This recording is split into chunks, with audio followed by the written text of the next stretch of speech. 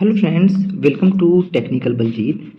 If you are facing vibration or music problem in Ninja Call to smartwatch, then you select a perfect video. We will provide 100% solution in this video to resolve your problems. If you are new viewers in our channels, then please subscribe us to get a more informative videos. Let's start to resolve your problems. Friends, if you are facing vibration, music, or calling voice problem in a smartwatch, then connect your watch with phone via Dafit application and Bluetooth. After connecting via Dafit application, then go to mobile phone setting.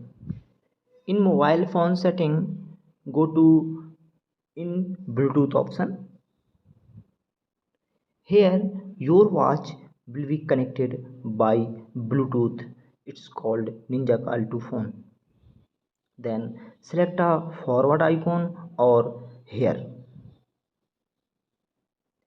In this location, two options will be shown in your phone calls or media audio. Contact sharing also will be shown. Then it's a turn off or turn on as per your requirement. If you want to resolve vibration, music, or calling voice problem, then first to resolve music or calling voice problem, then turn off phone calls and disconnect it.